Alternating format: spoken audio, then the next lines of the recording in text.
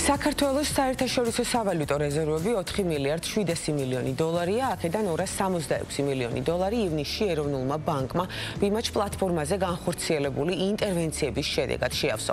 მთლიანობაში წლის პირველ ნახევარში ცენტრალურმა ბანკმა 879 მილიონი დოლარი შეისყიდა და როგორც ეროვნულ ბანკში განმარტავენ, ქვეყნის საერთაშორისო რეზერვებს ბაზარზე არსებული შესაძლებლობის შესაბამისად მომავალშიც გაზრდის.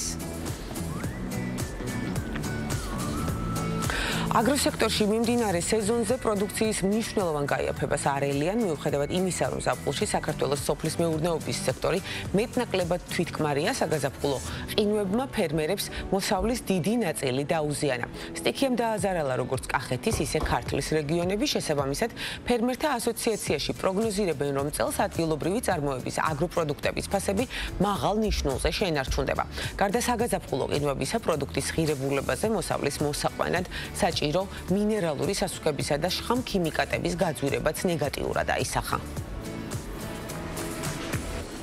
სოფლის მეურნეობის სექტორში აზოტოვანი სასუქების გამოყენების მაჩვენებლები შემცირებულია. საქსტატის ოფიციალური ინფორმაციით 2024 წელს აგროსექტორმა 51800 ტონა აზოტოვანი სასუქი მოიხმარა. აქედან უდიდესი წილი ადგილობრივი წარმოების იყო, მცირე მოცულობებით განხორციელდა პროდუქციის იმპორტით. რაც შეეხება 2023 წლის მაჩვენებლებს, სოფლის მეურნეობის სექტორში 42000 ტონა აზოტოვანი სასუქების მოხმარება დააფიქსირდა, რაც შეეხება მინერალურ სასუქებს 2024-ში ფერმერებმა 42000 ტონაზე მეტი პროდუქტი გამოიყენეს. შემცირებულია და ბოლო მონაცემებით 176000 ტონას შეადგენს ორგანული სასუქების გამოყენების მაჩვენებელიც. მერძევეობის დარგის განვითარება და ბაზარზე წვდომის გაფართოება სოფლის მეურნეობის სააგენტოში ფერმერებისგან თანადაფინანსების განაცხადების მიღება 30 ივლისიდან დაიწყება და 3 მილიონიანი ბიუჯეტის სრულად ამოწურვამდე გაგრძელდება. სააგენტო 3 აგვისტოდან დაიწყებს სათბურებისა და მზის ენერგიაზე მომუშავე ელექტროსადგურების დაფინანსების განაცხადების მიღებასაც. პროგრამის ფარგლებში ფერმერებს შესაძლებლობა აქვთ მოითხოვონ თანადაფინანსება პირუტყვის სადგომისა და ფერმის მოწყობისთვის საჭირო აღჭურვილობის მოსაწყობად და 20-დან 4-მდე კილოვატ სიმძლავრის მზის ელექტროსადგურების მოწყობის დაფინანსება.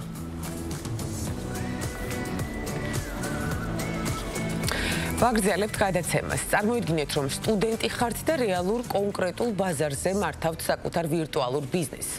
იღებთ სტრატეგიულ გადაწყვეტილებებს, რეაგირებთ გამოწვევებზე და კონკურენტებთან იბრძვით პირველობისთვის. სწორედ ასე ვითარდება ბიზნეს კეისების ანალიზისა და სტიმულაციის უნიკალური კონკურსი, რომელიც უკვე მე-6-ად გაიმართა. წელს მასში მონაწილეობა მიიღო საქართველოს 13 უნივერსიტეტიდან 260 სტუდენტმა. ფინალში 10 საუკეთესო გუნდი გავიდა, საბოლოოდ კი გამოვლინდა 2 გამარჯვებული. როგორც ჩაერა კონკურსმა, რას ემსახურება ასეთი ტიპის ღონისძიება და რა შედეგს ელიან ასეთი აქტივობის შემდეგ ორგანიზატორები სტუმრებთან ვისაუბრებთ პოლონეთის ინვესტიციების და ვაჭრობის სააგენტოს თბილისის ოფისის ხელმძღვანელი გვანცა გრიგალაშვილი და TBS კონსალტინგის ბიზნეს კონსულტანტი თორნიკე ქეფხიშვილი არიან დილიდან ჩვენი სტუმრები. მოგესალმებით, ძალიან დიდი მადლობა დასწრებისთვის. მნიშვნელოვან საკითხზე უნდა ვისაუბროთ უდაოდ და მოდით პირდაპირ დავიწყოთ ძალიან საინტერესო კონკურსის შიგთავსზე საუბარი, რადგან უნიკალურია, როგორც თქვენ ამას არაერთხელ უსვამთ ხოლმე ხაზს და საინტერესოა გასაგები გავხადოთ ჩვენი მაყურებლისთვის, თუ რას მოიცავს ამ კონკურსის თითოეული დეტალი. როგორ იწყება, როგორ ვითარდება და შემდეგ უკვე როგორ თავდება. კი ბატონო. პირველ რიგში მადლობა მოწვევისთვის და მადლობა იმისთვის, რომ დავგიჩნდეთ ეთერი. პატარა შესავალს გავაკეთებ. ჩვენი ბიზნეს საკონსულტაციო კომპანია ემსახურება უამრავ კლიენტს, როგორც საერთაშორისოს, ასევე ლოკალურ კლიენტებს და ჩვენი სამუშაო სპეციფიკა მოიცავს ანალიტიკურ აზროვნებას. ეს არის მთავარი მიზეზი იმისა, თუ რატომ დავაორგანიზეთ ეს კონკურსი წელს და ასევე წინა 5 წელიწადშიც. ამის მთავარი мотиваცია ჩვენი TBS-ის განმოსახედიდან არის ის, რომ სტუდენტებს მივცეთ შესაძლებლობა განავითარონ ანალიტიკური აზროვნების უნარები და ჩვენც აღმოვაჩინოთ ისეთი სტუდენტები, რომლებიც შემდგომში თანამშრომლებად გამოდგებიან. პოლ კლარკი, ჩვენი კომპანიის დამფუძნებელი, 2003 წლიდან მან დააფუძნა ეს კომპანია და მთელი ამ წლების მანძილზე ყოველთვის იდგა გამოწვევა ანალიტიკური აზროვნების მქონე სტუდენტების პოვნის. ჩვენი შერჩევის პროცესი თანამშრომლებთან მიმართებაში არის საკმაოდ რთული. შეიძლება პირობითად 100 ადამიანს გავესაუბროთ და ავიყვანოთ 3 ადამიანი. გასაგებია და საჭიროებებმა დაგანახათ ის, რომ მსგავსი კონკურსის გამართვა იქნებოდა ორმაგად სასარგებლო, ხომ? ერთის მხრივ სტუდენტებისთვის, მეორეს მხრივ კი თქვენი კომპანიისთვის და ასევე სხვა კომპანიებისთვისაც. ესე იგი ანალიტიკური აზროვნება სტუდენტებს უჭირთ, რომ 100-დან 3 შეიძლება იყოს. საბოლოოდ გავიგოთ.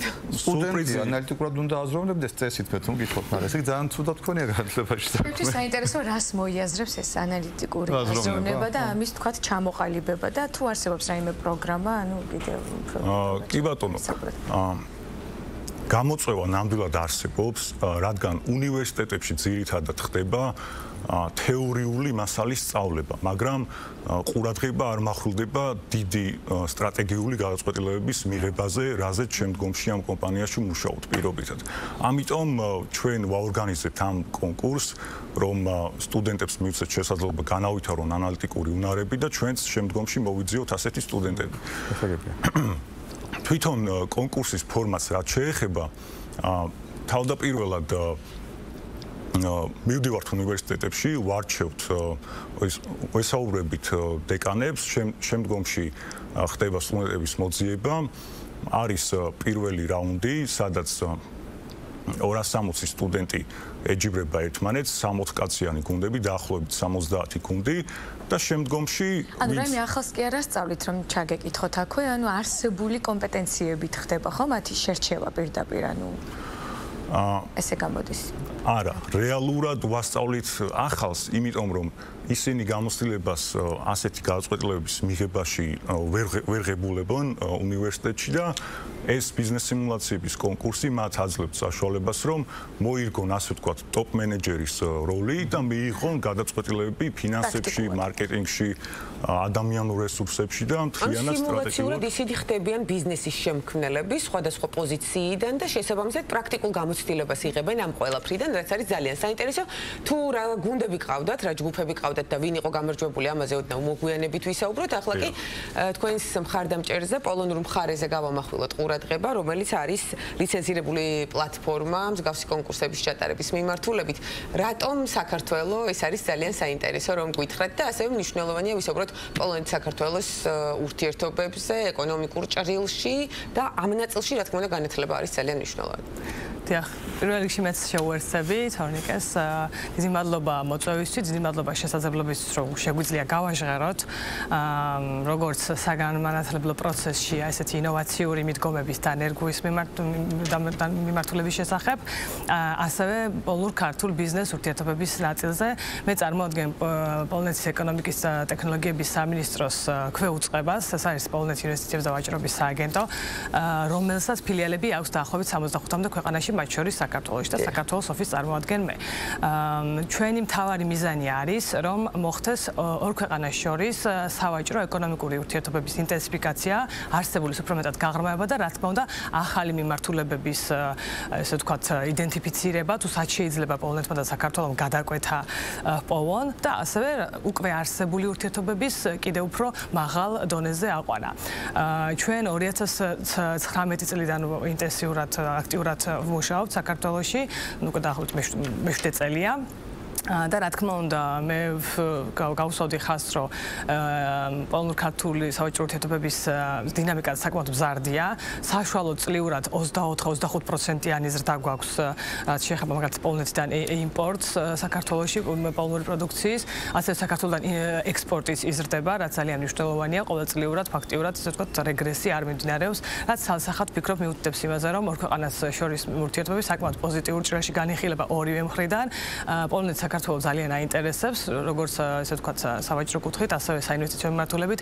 ვიტყოდი, რომ საინვესტიციო მიმართულება, ასე ვთქვათ, ცოტა უფრო ნაკლებად აქტიურია და უფრო პასიური რეჟიმშია, თუმცა პოლონური ინვესტიციებიც მაგალითად 2022 წლისთვის 51%-ით გაიზარდა. საკმაოდ მნიშვნელოვანია და დაახლოებით ესე 10 მილიონამდე იყო პოლონური ინვესტიცია საქართველოში. შეიძლება სხვა ინვესტორებთან არ იყოს დიდი ციფრი, თუმცა უკვე საბაჭო ურთიერთობების ჭრილში და საინვესტიციო მიმართულებით ძალიან მნიშვნელოვანია. რაც შეეხება ხარ ვარ გადავუხიოთ თემას, ერთ-ერთი მნიშვნელოვანი ნაწილი ბუნებრივია ჩვენი ურთიერთობების არის საგანმანათლებლო მიმართულებაც და ზუსტად აი ამას ეხება და რაც თორნიკემ აღნიშნა ეს ბიზნეს სიმულაციები, პოლონეთი 2017 წლიდან ნერგავს ესეთი მსგავსი სიმულაციური თამაშების ტენდენციას უკვე ეროვნული სამოქმედო გეგმის დონეზე 2017 წლიდან აქვთ მათ როგორც კერძო სკოლები ბუნებრივია ესე ვთქვათ თავისუფალი არიან უფრო არჩევანშიც, მაგრამ ხაზგაუსა რომ ეროვნულ სამოქმედო გეგმაში არის უკვე გათვალისწინებული დაწყებით საფეხურზე ცოტა განსხვავებული მოდელია პოლონურ საშუალო სკოლას რო შევხედოთ და დაწყებით განათლებას, იქ არის დაწყებით საფეხური 7-8 კლასამდე, შემდგომ არის საშუალო და შემდგომ არის ლიცეუმი, ეგრეთ წოდებული high schools, რო ცხენ უმაღლესი სკოლა. შესაბამისად, უკვე ამ ნაწილში დაწყებითი საფეხური რომ მთავრდება, აქტიურად შემოდის ეს ბიზნეს სიმულაციები და განსაკუთრებით ბიზნესისა და ესე ვთქვათ მენეჯმენტის კუთხით სამეწარმე უნარების განვითარება და ბუნებრივია ხავ თანხმდებით საერთაშორისო საზოგადოებას და მათ შორის ევროკავშირი, ამ შემთხვევაში პოლონეთი საკმაოდ ასე ვთქვათ დიდ როლს ანიჭებს და მნიშვნელოვანი ადგილი უკავია ინოვაციურ მიდგომებს განათლების მიმართულებაში, ასევე STEM მიმართულების უმაღლესი მიმართულებით გვაქვს ეს სიმულაციების კონკურსი. ახსენეთ რომ განსხვავებული მიდგომაა პოლონეთში, ხომ არ გიგმავთ რომ ვთქვათ დამამთავრებელ კლასებში დაინერგოს მსგავსი მიმართულება ჩვენთან თუნდაც საჯარო სკოლებში.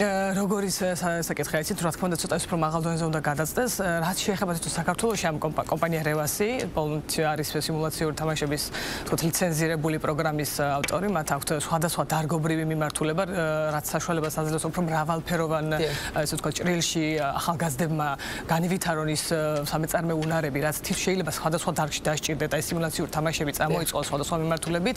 ალბათ საქართველოში მათ გეგმა იქნება, რომ უფრო კერძო სკოლების მიმართულებით წავიდნენ, რაც შეეხება ესე ვთქვათ საშუალო განათლებას და აი ამ სანამ უნივერსიტეტამდე მივა საფეხური ამ განათლების ნაწილში და ბუნებრივია რა თქმა უნდა მოხდეს ქვეყანას შორის უკვე საგანმანათლებლო ინსტიტუტების და თანამშრომლობის და მემორანდუმების ფარგლებში რომ შემოვიდეს ასე ვთქვათ ეროვნულ უკვე სამოქმედო საჯარო სკოლებიდან დაიწყება და შემდეგ უკვე ეროვნულ სამოქმედო გეგმაში შეიძლება გადაიზარდოს. ძალიან საინტერესოა, იმედია ეს ინიციატივა მალე იხილავს დღის სინათლეს. პოლონური მხარე ამის ზათ არის.